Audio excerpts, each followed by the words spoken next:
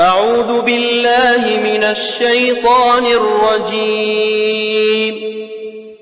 بسم الله الرحمن الرحيم. ويسألونك عن الجبال فقل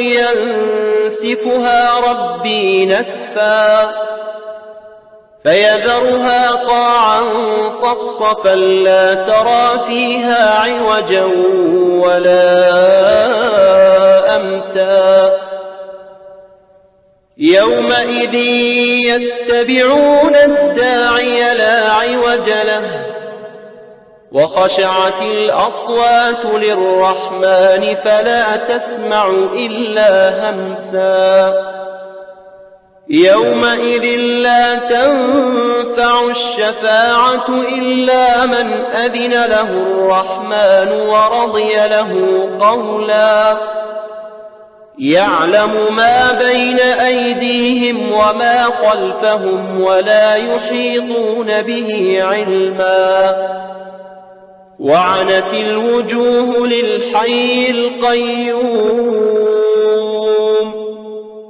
وقد خاب من حمل ظلما ومن يعمل من الصالحات وهو مؤمن فلا يخاف ظلما ولا هضما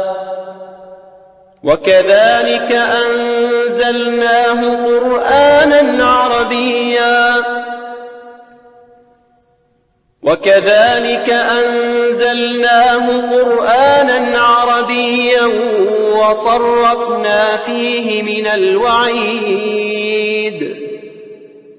وصرفنا فيه من الوعيد لعلهم يتقون أو يحدث لهم ذكرا